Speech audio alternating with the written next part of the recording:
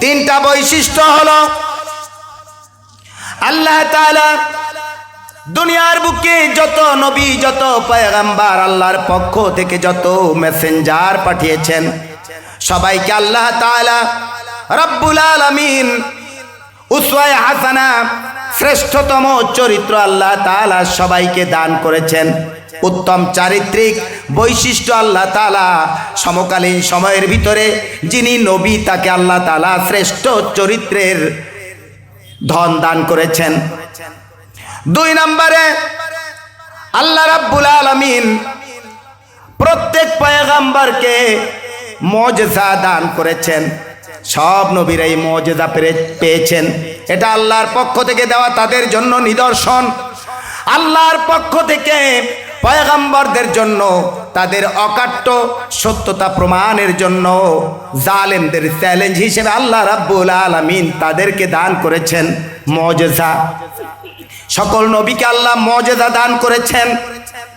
হযরতে সুলাইমান আলাইহিস সালাতু ওয়াস সালামের মুজিজা ছিল, তাকে আল্লাহ রাব্বুল আলামিন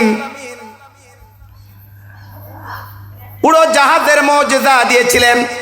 যখন মানুষ আকাশে ওড়াকে চিন্তাও করতে পারতো না, শুধু পাখিরাই আকাশে উঠতো, তখন আল্লাহর পয়গম্বর হযরতে সুলাইমান আলাইহিস সালাতু ওয়াস সালাম বিনা ইঞ্জিনে, বিনা মেশিনে সকালবেলা 1 ঘন্টা যখন চড়তেন, পৃথিবীর অর্ধেকটা তিনি ঘুরে আসতেন। আবার বিকেল বেলায় আবার যখন তিনি 1 ঘন্টা ওই জাহাজে চড়তেন, বিনা ইঞ্জিনে, বিনা ফুয়েলে, বিনা মেশিনে, এই 2টা ঘন্টার ভিতরে সারাটা জাহান, সারাটা পৃথিবীটা ঘুরে আসতেন। আরো ধরে বলেন না সুবহানাল্লাহ। এটা ছিল হযরতে সুলাইমান আলাইহিস সালাতু ওয়াস সালামের মুজিজা। হযরতে মূসা আলাইহিস সালাতু ওয়াস সালাম, তার সময়ও মুজিজার প্রয়োজন ছিল। তার কারণ হলো হযরতে মূসা আলাইহিস সালাতু ওয়াস সালামের সময় আর একটা বর্বর জাতি ছিল, তারা ছিল জাদুকর। জাদুর প্রভাব ছিল মারাত্মকভাবে। আর এই জাদুকরদের সামনে পয়গম্বরের শ্রেষ্ঠত্ব প্রমাণ করার জন্যে আল্লাহ তাআলা হযরতে মূসা আলাইহিস সালাতু ওয়াস সালামকে দান করেছেন লাঠির মুজিজা। জবাব দেন, কিসের মুজিজা? লাঠির মুজিজা। খেয়াল করে শোনেন, হযরতে মূসা আলাইহিস সালাতু ওয়াস সালামের লাঠি আল্লাহ তাআলা দিয়েছেন, কিন্তু এই লাঠিটা অবশেষে সাধারণ লাঠি থাকে নাই, ওটা আল্লাহ পাকের কুদরতের একটা নিজাম হয়ে পড়েছিল। আমার আল্লাহ রাব্বুল আলামিন তাই কোরআনে কারীমের ভিতরে হযরতে মূসা আলাইহিস সালাতু ওয়াস সালামের লাঠির ইতিহাসটাও ঢুকায় দিয়েছেন। আমার আল্লাহ রাব্বুল আলামিন বলছেন, ও মূসা, ওয়া মা তিলকা বিয়ামিনিকা ইয়া মূসা, ও মূসা, তোমার হাতে ওটা কি? ক্বালা হিয়া আসাই আতাওয়াক্কাউ আলাইহা ওয়া আহুশু বিহা আলা গনামি ওয়া লিয়া ফিহা মাআরিবু উখরা। খেয়াল করেন, কান পেতে শোনেন। আল্লাহ প্রশ্ন করেছেন সংক্ষিপ্ত একটা প্রশ্ন, যে মূসা, তোমার হাতে ওটা কি? মূসা আলাইহিস সালাম বলে দিলেই হয় লাঠি। তিনি বলছেন, হিয়া আসাই আতাওয়াক্কাউ আলাইহা ওয়া আহুশু বিহা আলা গনামি ওয়া লিয়া ফিহা মাআরিবু উখরা। আল্লাহর পয়গম্বর হযরতে মূসা আলাইহিস সালাতু ওয়াস সালামকে আল্লাহ প্রশ্ন করার সাথে সাথে হযরতে মূসা আলাইহিস সালাতু ওয়াস সালাম বললেন, আল্লাহ, এটা হলো লাঠি, এই লাঠির উপরে আমি ভর দিয়া দাঁড়াই, এটা দিয়া গাছের পাতা পাড়ি, এটা দিয়ে আমি চলাফেরা করি, আরো অনেক ফজিলত এই লাঠির মধ্যে রয়ে গেছে। সুবহানাল্লাহ আসে না? আল্লাহ বলছেন, মূসা, জিজ্ঞেস করলাম এটা হাতে কি, বলে দিলেই হয় লাঠি, এত কথা তোমারে জিজ্ঞেস করছে কে? হযরতে মূসা আলাইহিস সালাম বললেন, আয় আল্লাহ তাআলা, আপনার সাথে সরাসরি কথা বলার অধিকার আমি লাভ করেছি, কিন্তু সব সময় তো আশেক আর মাসুকের সাথে কথা হয় না, প্রেমিকের সাথে সব সময় আমার কথা হয় না। যখন একটু চান্স পেয়েছি তখন এক কথায় জবাব না দিয়া জবাবটাকে একটু লম্বা করে আপনার সাথে ভালোবাসার সম্পর্কটা একটু দীর্ঘ করে নিলাম। হযরত মূসা আলাইহিস সালামকে আল্লাহ রাব্বুল আলামিন বলছেন, তাহলে যাও মূসা, এবার লাঠি তোমার হাতে দিয়ে দিলাম, এই মুজিজা নিয়ে চলে যাও। ইযহাব ইলা ফিরআউনা ইন্নাহু তাগা। মূসা রে, চলে যাও, ওই ফেরাউন সার্কাস হয়েছে, ফেরাউন এখন বিদ্রোহ করেছে, খোদাদ্রোহিতা করেছে, নিজেকেই নিজে খোদা দাবি করে বসেছে। নাউজুবিল্লাহ বলবেন না? ফেরাউন বলছে আনা রব্বুকুমুল আলা, আমি হলাম বড় রব, তার মানে আমি বড় সৃষ্টিকর্তা, এইটা বলে নাই। আইনদাতা, বিধানদাতা, হুকুমদাতা হিসেবে আমি বড়, আমি জমিনে থাকতে কেউ আমার সামনে কোনো আইন দিতে পারবে না, আমার কথাই আইন, আমার সংসদই আইন, আমার কথার বাইরে কারো চলার কোনো অধিকার থাকবে না, এটা যে বলবে, যে করবে তার মুন্ডুপাত করে ছাড়বো। ফেরাউনের এই কথায় আমার আল্লাহ বললেন, ফেরাউন সার্কাস হয়েছে, ফেরাউন বিদ্রোহ করেছে, সীমা লঙ্ঘন করেছে, মূসা রে যাও, ওই ফেরাউনের কাছে তুমি চলে যাও। হযরত মূসা আলাইহিস সালামকে আল্লাহ আরো জানাই দিলেন, তার সাথে লাগিয়ে নেন, নরম ভাষায় কথা বলো, যদি হেদায়েত কিসমতে থাকে, থাকতেও তো পারে, মূসা তোমার দাওয়াতের সিস্টেম হবে এইটা। হযরত মূসা দাওয়াত দিলেন, ও ফেরাউন, তোমার জন্য তুমি যে আল্লাহ দাবি করছো, নিজেকে খোদাই দাবি করছো, খোদাইয়ের কোনো বৈশিষ্ট্য তোমার ভিতরে নাই, বরং তোমাকে যিনি সৃষ্টি করেছেন, রাজত্ব দিয়েছেন, তোমার মাতবরি যিনি দান করেছেন, তিনি হলেন আল্লাহ। আল্লাহু আকবার।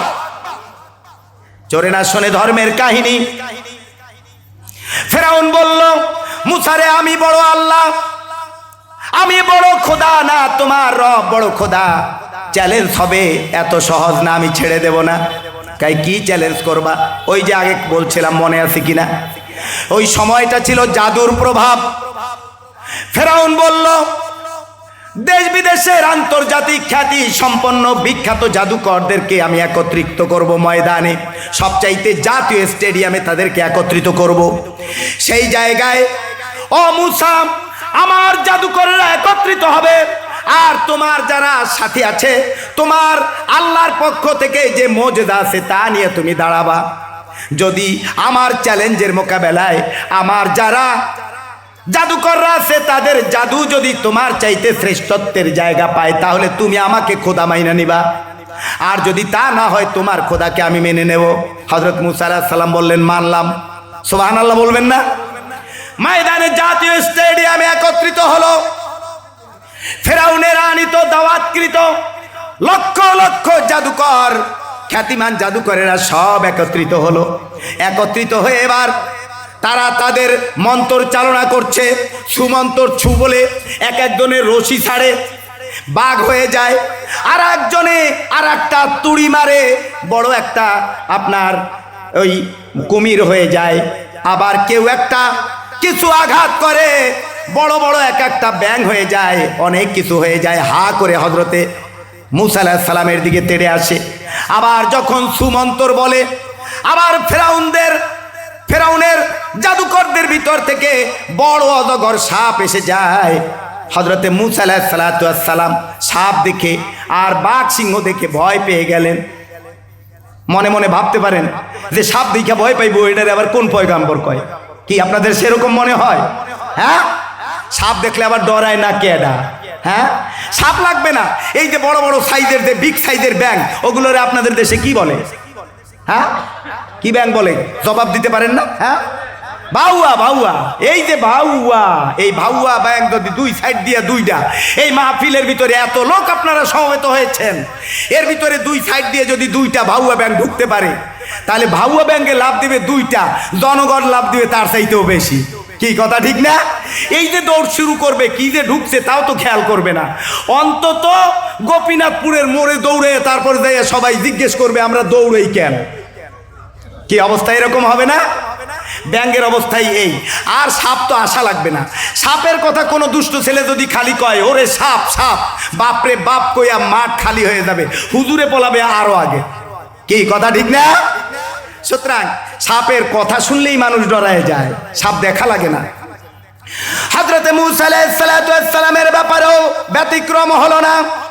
তার সামনে ফেরাউনের লোকেরা, জাদুকরেরা যখন সুমন্তর দিয়ে দিল, বিশাল সাপ এসে গেল। হযরতে মূসা আলাইহিস সালাম সাপ দেখা দিল দৌড়। আল্লাহু আকবার বলেন। সাপ দেখেই দৌড়। আল্লাহ কয় মূসা দাঁড়াও, লা তাখাফ, ও মূসা তুমি ভয় পেও না, চিন্তার কোনো কারণ নাই, তুমি দাঁড়াও। আমি তোমাকে ফেরাউনের মতো একটা এত বড় জালেম রাষ্ট্র শক্তির সামনে, স্বৈরাচারের সামনে দ্বীনের দাওয়াত দিতে তোমাকে পাঠায়া আমি আল্লাহ তোমাকে একা জমিনে ছেড়ে দেই নাই। আমি আল্লাহ রাব্বুল আলামিন ও মূসা তোমার সাথে আছি। সুবহানাল্লাহ। মাইকের সাউন্ড ভালো করেন, ভিতরে সাউন্ড খুব ভালো নেই। হযরতে মূসা আলাইহিস সালাম দাঁড়ালেন। আমার আল্লাহ রাব্বুল আলামিন ডাক দিয়ে বলে মূসা নাও এবার তোমার লাঠিটা ছেড়ে দাও, তোমার এই লাঠি জমিনে ছেড়ে দাও। আল্লাহর নির্দেশে হযরতে মূসা আলাইহিস সালাম যখনই লাঠি ছেড়ে দিলেন, লাঠি এমন জোরে বড় সাপ হয়ে গেল। সাপের এক চোয়াল মাটিতে আর এক চোয়াল আসমানে। আল্লাহু আকবার বলবেন না? বাড়িতে যেয়ে কইেন ঘুমের আগে। বিশাল ছিল হাতে, কি হাতে ছিল, কি সাইডা দেওয়ায় হইল, কি করলেন কে? আল্লাহ। সাপ হয়ে গেল লাঠি, আর এত বড় হা আকাশ জমিন। সাপ হা করেছে। এবারে ফেরাউনের লোকদের যত জাদু সবগুলা গিয়া ওই বাঘ সিংহ সাপ সব গিয়া গড়গড়াইয়া হযরতে মূসা আলাইহিস সালামের লাঠি নামক সাপের পেটের ভিতরে চলে গেল। ফেরাউনের জাদুকরেরা বুঝতে পারলো আমরা যেটা দেখাইছি এটা জাদু, আমরা যেটা দেখাইছি এটা কি জাদু, আর মূসা আলাইহিস সালাম যেটা দেখাইছে এটা জাদু না, এটা জাদুর বাবা অথবা দাদা। নইলে আমাদের জাদু খাইলো কেমনি?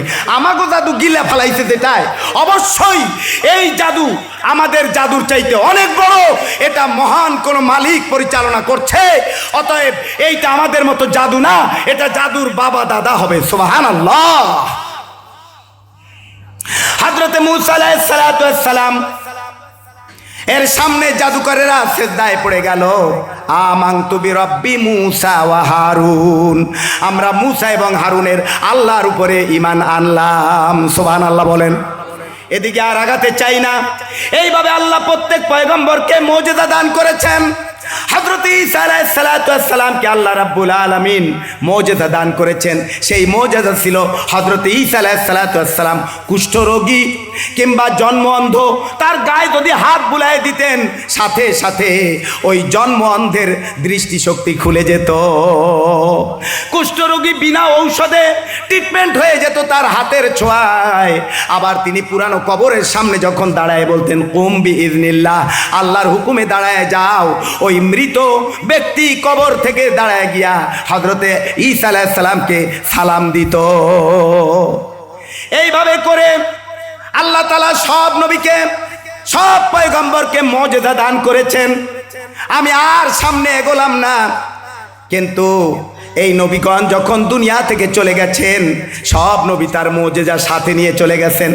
হযরতে সুলাইমান আলাইহিস সালাম দুনিয়া থেকে চলে গেছেন, কিন্তু তার ওই প্লেনটা এরপরেও দুনিয়ায় ছিল, কিন্তু ওই জাহাজ আর কোনোদিন আকাশে ওড়ে নাই। সুবহানাল্লাহ বলেন।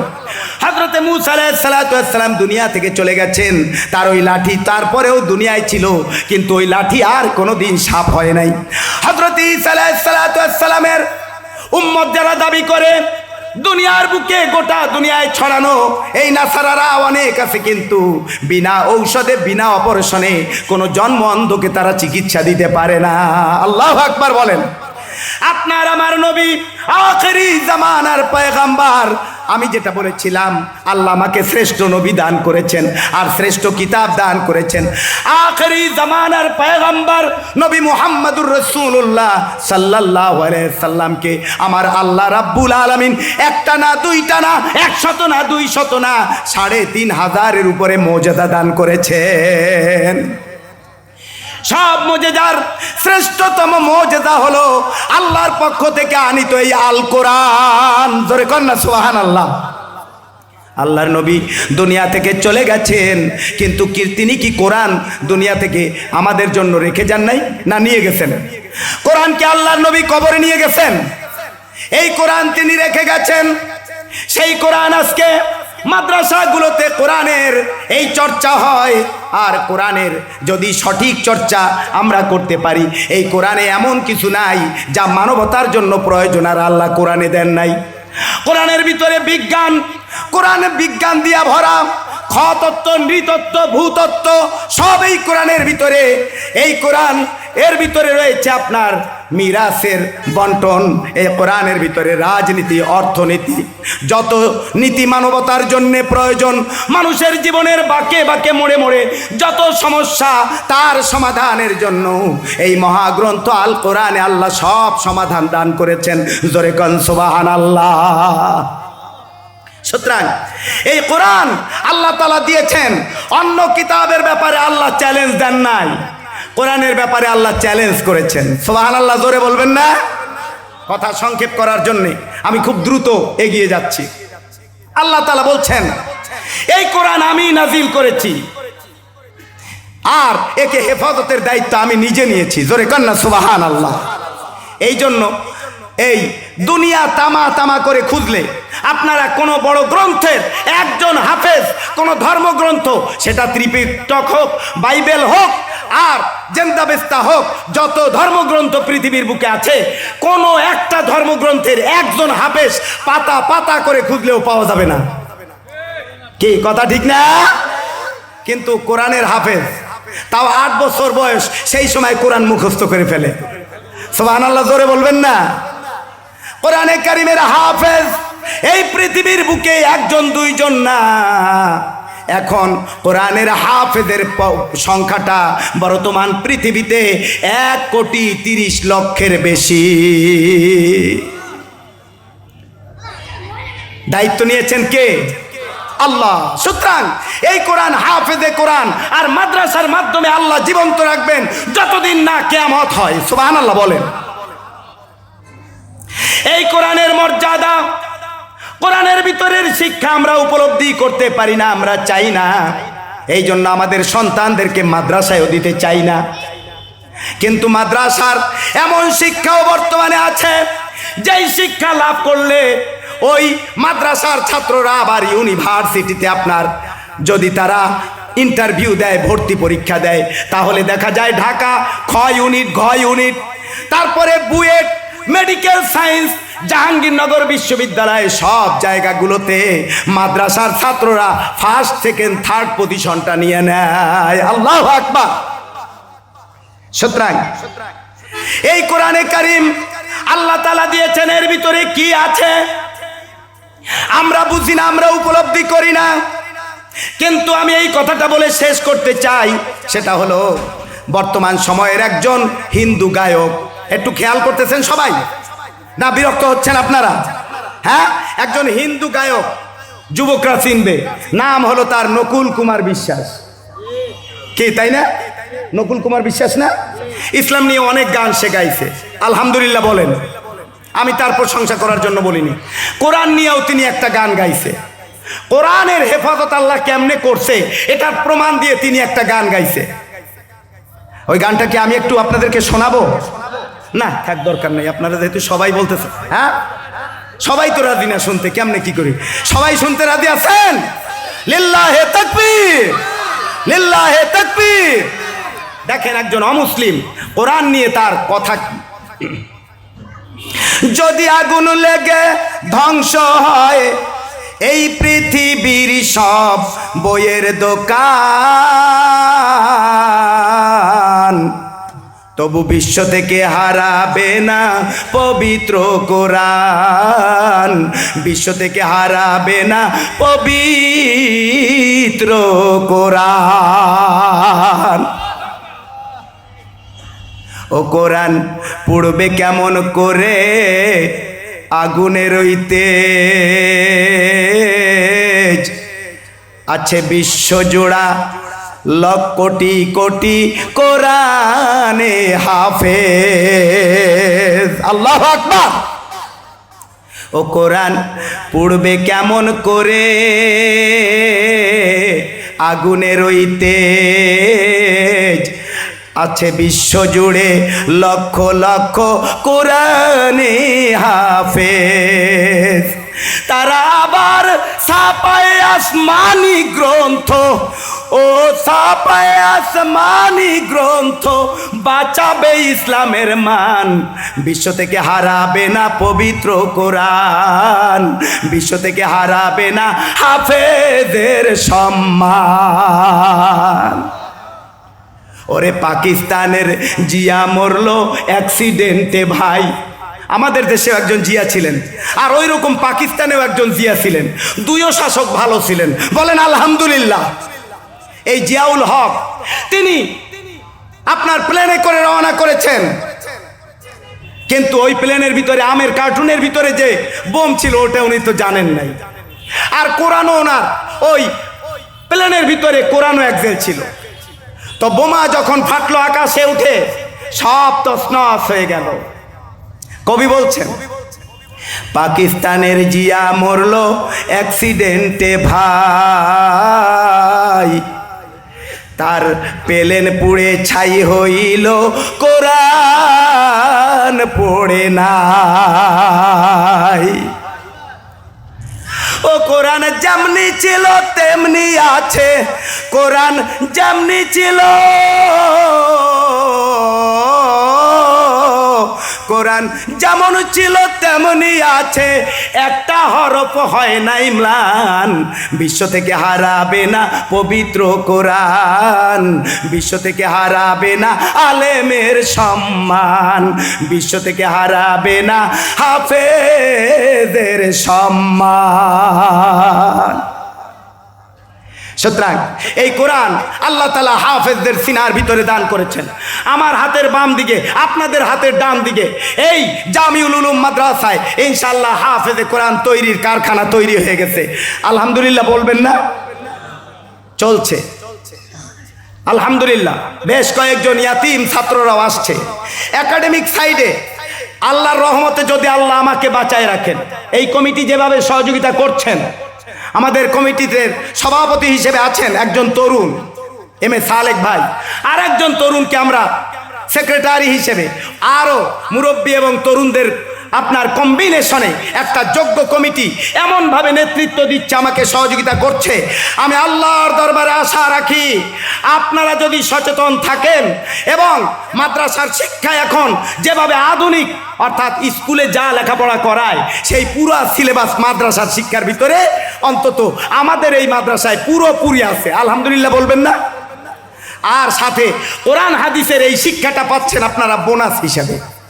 এরপরেও আপনারা কোরআনের শিক্ষা আর ইসলামী শিক্ষার এই সমন্বিত আধুনিক শিক্ষায় রঞ্জিত হওয়ার জন্য আপনাদের নাতি, আপনাদের সন্তান, আপনাদের প্রতিবেশীদের সন্তান মাদ্রাসায় দিতে রাজি আছেন না ইনশাআল্লাহ?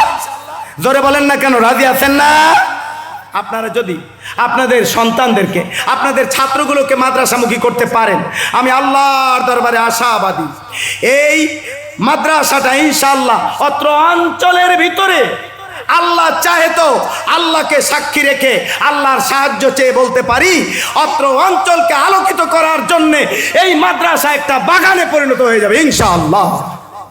সুতরাং আপনাদের কাছে মাদ্রাসার প্রতি সুদৃষ্টি এবং ইসলামী শিক্ষা শিক্ষিত করার জন্য সন্তানকে, ভবিষ্যৎ প্রজন্মকে আমরা যদি তৈরি না করি তাহলে বিগত সিলেবাসটা যেভাবে প্রণয়ন করা হয়েছিল, বই পুস্তক যেভাবে তৈরি করা হয়েছিল, বই পুস্তকগুলো হয়ে গিয়েছিল একটা দলের লিফলেট। ওখানে কোনো লেখাপড়ার বালাই ছিল না, একজনার গুণগান। আর নাস্তিকতাবাদ, ব্রাহ্মণ্যবাদ এইগুলো দিয়ে মুসলিম রাষ্ট্রের এই সব লেখাপড়ার সব সিলেবাসকে পূর্ণ করে ফেলা হয়েছে। ধরে কর নাউযুবিল্লাহ। পরিবর্তন আসবে ইনশাআল্লাহ। আমাদের সন্তানদেরকে যদি আধুনিক শিক্ষার সাথে ইসলামী শিক্ষা দিতে পারি, সবচেয়ে বেশি লাভবান হব আমরা। কথা ঠিক না? এই সন্তানগুলো মা বাপকে চিনবে, কারণ তাদের মা বাপ কত দামি, তাদের খেদমত কি করতে হবে এইটার শিক্ষা দেয় আল কোরআন। কি কথা ঠিক না? এই জন্য আলেম কোন ইমাম সাহেবের কোন মা বাপ কোনো দিন বৃদ্ধাশ্রমে যায় না, যাওয়া লাগে না। সুবহানাল্লাহ বলবেন না? অতএব জাহাঙ্গীরনগর বিশ্ববিদ্যালয়ের একজন সিনিয়র প্রফেসর, তিনিও মৃত্যু হয়েছে তার আপনার ওই সেই ওল্ড হোম বা বৃদ্ধাশ্রমে। সন্তানেরা আমেরিকায় থাকে, অস্ট্রেলিয়ায় থাকে, বাবাকে পালার সুযোগ তাদের হয় নাই।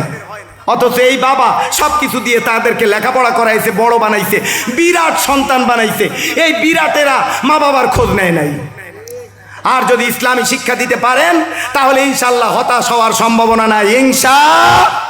আল কোরআনের আলো, আল হাদিসের আলো। ওয়া মা তাওফীক ইল্লা বিল্লাহ। ওয়াসসালামু আলাইকুম ওয়া রাহমাতুল্লাহি ওয়া বারাকাতুহু।